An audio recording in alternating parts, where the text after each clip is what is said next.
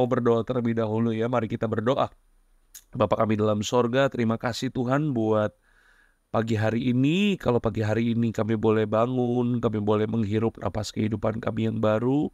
Kami percaya semua karena kebaikan dan anugerah Tuhan yang berlimpah-limpah dalam kehidupan kami. Pada pagi hari ini Tuhan, kami datang Tuhan, kami mau dengar firman Tuhan. Biar kebenaran-Mu ini yang menguatkan kehidupan kami. Firman-Mu ini yang memberikan pengertian dalam kehidupan kami. Sehingga semakin hari kami menjalani kehidupan ini dengan bijaksana. Urapi mulut bibir hamba-Mu ini ya Bapa. Di dalam nama Tuhan kami Yesus Kristus. Haleluya. Amin. Shalom Bapak Ibu saudaraku terkasih dalam Tuhan ya. Thank you buat semua Bapak Ibu yang sudah join pada pagi hari ini Bapak Ibu. Pagi hari ini Bapak Ibu kita akan membahas satu firman Tuhan yang keras Bapak Ibu ya. Jadi saya berharap Bapak Ibu kalau bergaul dengan saya Bapak Ibu ya, Bapak Ibu harus siap dengan firman Tuhan yang keras Bapak Ibu ya. Karena sekeras apapun firman Tuhan tetap harus disampaikan Bapak Ibu. Bukan karena saya jahat ya Bapak Ibu, tapi karena memang kebenaran firman Tuhan itu selalu kontroversial ya, bikin daging kita ini nggak enak Bapak Ibu. Tapi percayalah Bapak Ibu, sekeras apapun firman Tuhan itu pasti akan mengubahkan kehidupan setiap kita. Yang percaya katakan amin Bapak Ibu. Saya boleh minta jempolnya Bapak Ibu. Haleluya. Oke. Lukas 14 ayat yang ke-26 firman Tuhan katakan apa Bapak Ibu? Alkitab katakan begini, jikalau seorang datang kepadaku dan ia tidak membenci bapaknya, ibunya, istrinya, anak-anaknya, saudara-saudara laki-lakinya atau perempuan, bahkan nyawanya sendiri, ia tidak dapat menjadi muridku. Bapak Ibu, kalau kita baca ayat firman Tuhan pada pagi hari ini ya Bapak Ibu ya, ini merupakan salah satu ayat yang kontroversial Bapak Ibu ya.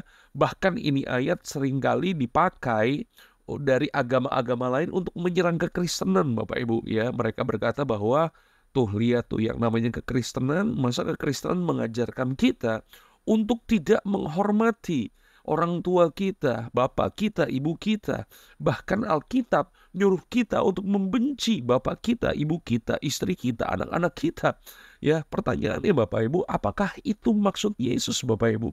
Apakah untuk kita menjadi murid Yesus, apakah jalannya harus sesusah itu Bapak Ibu saudaraku terkasih dalam Tuhan? Apa sih maksud dibalik perkataan Yesus ini? Ya, supaya hari ini kita diberikan pengertian Bapak Ibu ya. Ya, Bapak Ibu saudaraku terkasih dalam Tuhan, saya cuma mau kasih tahu begini Bapak Ibu. Ada dua hal ya yang pasti terjadi dalam kehidupan semua manusia. Yang pertama itu adalah kelahiran, dan yang kedua itu adalah kematian. Yang mengerti katakan haleluya Bapak Ibu ya. Nah, masalahnya begini Bapak Ibu. Masalahnya banyak orang itu hanya siap untuk yang pertama Bapak Ibu ya. Betul gak sih? Dan sangat tidak siap untuk hal yang kedua Bapak Ibu ya. Dalam arti begini ya Bapak Ibu ya, bahwa banyak orang tuh siap menerima yang namanya kelahiran. Kalau kelahiran kita penuh dengan sukacita. Sedangkan kematian ada begitu banyak orang yang gak siap Bapak Ibu. Padahal begini ya Bapak Ibu ya, cepat atau lambat. Betul gak sih? Saudara, diri saya, kita semua, orang tua kita, pasangan kita, anak kita, saudara kita, dan orang-orang yang kita sayangi Bapak Ibu, pasti akan mengalami yang namanya kematian. Yang mengerti katakan haleluya Bapak Ibu. Betul gak? Nah, tentu saja meski pasti terjadi Bapak Ibu, kemudian orang yang dikasihi seringkali begitu sulit untuk menerima keadaan tersebut Bapak Ibu. Sebagian orang bahkan merasa terpukul, bahkan ada orang-orang yang karena kehilangan orang-orang yang dikasihinya bisa kecewa sama Tuhan karena orang-orang yang dikasihinya dipanggil Tuhan Bapak Ibu ya kan, dan mereka menganggap Tuhan jahat karena telah mengambil orang yang mereka kasihi. Banyak orang yang seperti itu Bapak Ibu ya. Nah, pertanyaannya pada pagi hari ini adalah kenapa ini bisa terjadi Bapak Ibu? Nah, ini Bapak Ibu ya.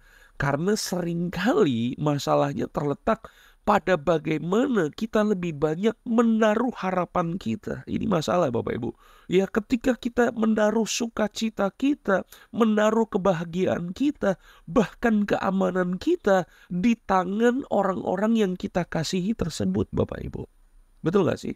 Itu sebabnya kenapa Yesus juga berkata bahwa barang siapa yang tidak melepaskan dirinya dari segala miliknya, dia tidak dapat menjadi muridku. Kenapa? Seakan-akan Yesus nggak mau kita terikat dengan barang-barang dunia keduniawian kita, Bapak Ibu. Yaitu karena seringkali kita menaruh harapan kita, menaruh sukacita kita, kebahagiaan kita pada harta benda kita, Bapak Ibu. Ya, Bapak Ibu masih ingat ada seorang muda yang kaya, yang kemudian dia datang kepada Yesus, dia mau ikut Yesus, Bapak Ibu. Ya kan, kemudian dia berkata begini, "Guru, aku telah melakukan semuanya. Aku telah melakukan hukum Musa dari aku muda." Kemudian Yesus berkata kepadanya, "Juallah, pulanglah, jualah segala milikmu, bagikan kepada orang-orang lain." Bapak Ibu saudaraku terkasih dalam Tuhan, maka apa yang terjadi? Orang muda tersebut tertunduk kepalanya dan kemudian pergi meninggalkan Yesus, Bapak Ibu.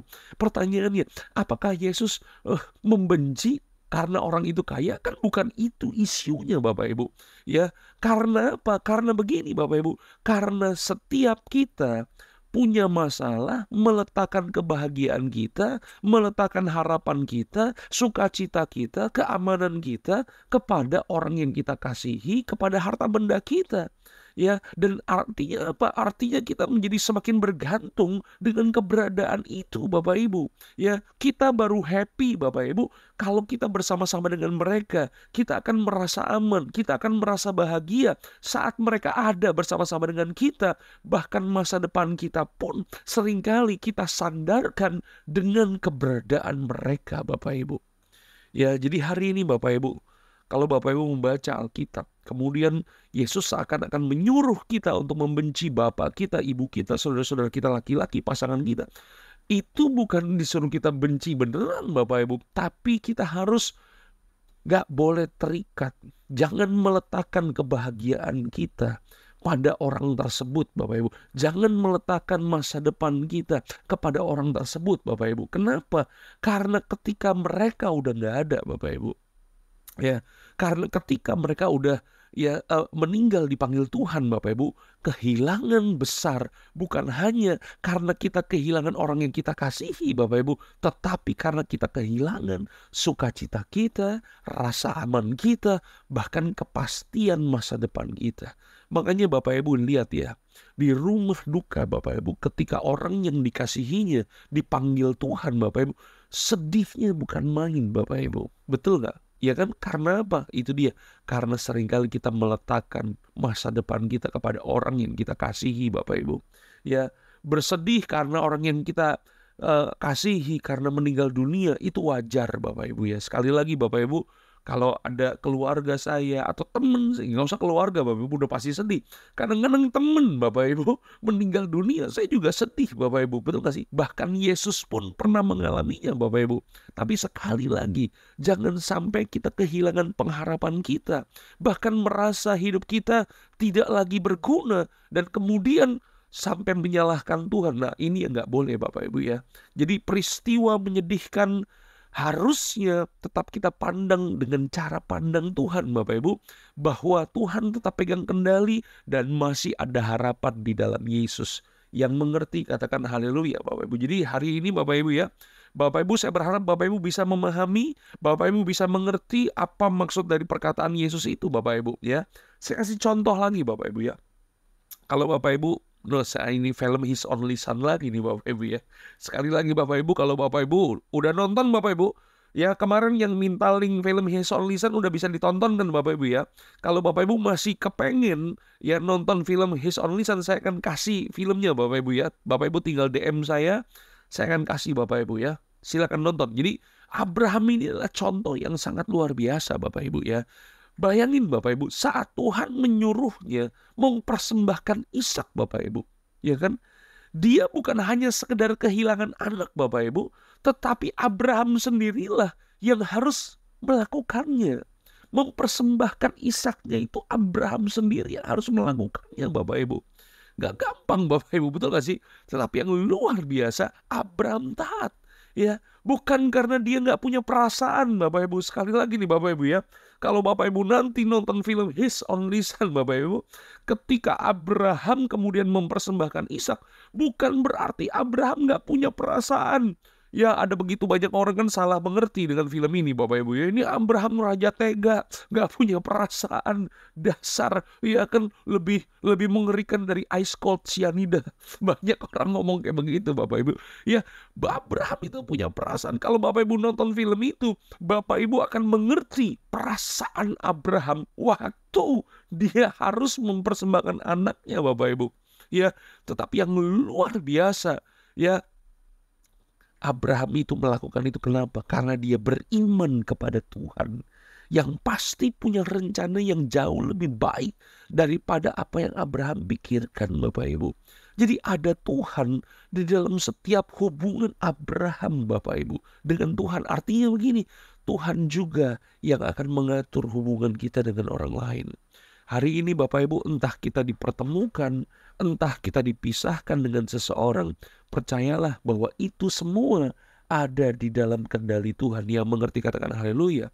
Bahkan kalau kita harus memilih Bapak Ibu antara Tuhan dengan orang yang kita cintai, orang yang kita kasihi, hari ini saran saya Bapak Ibu, tetap pilih Tuhan Bapak Ibu. Yang mengerti katakan haleluya. Ya, jadi hari ini tempatkan dan utamakan Tuhan di tengah hubungan kita dengan orang lain Bapak Ibu. Karena pasti Tuhan punya rencana yang luar biasa buat setiap kita. Saya berharap Bapak Ibu diberkati dengan tayangan video ini. Ya, yang diberkati jangan lupa kasih jempolnya, kasih komennya Bapak Ibu. Bapak Ibu juga bisa nonton tayangan ulangnya di Instagram maupun di YouTube Bapak Ibu ya.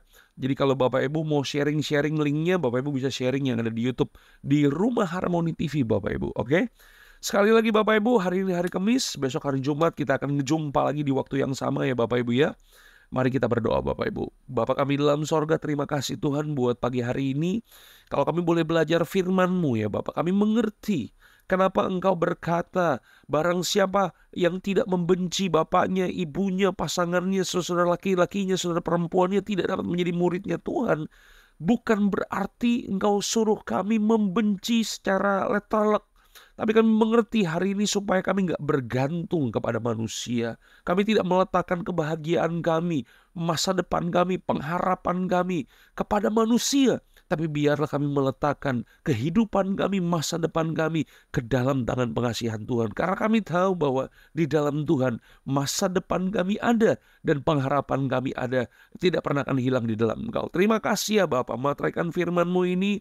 Hamba-Mu berdoa memberkati teman-temanku yang nonton live streaming ini maupun yang ada di YouTube, di Instagram, yang nonton tayangan ulangnya, supaya iman kami dibangkitkan, kami mengerti kemana kami harus meletakkan pengharapan kami yang sejati. Terima kasih ya Bapa, Engkau memberkati setiap kami, kasih karunia Tuhan-Mu menyertai kehidupan kami, di dalam nama Tuhan kami Yesus Kristus, haleluya, amin.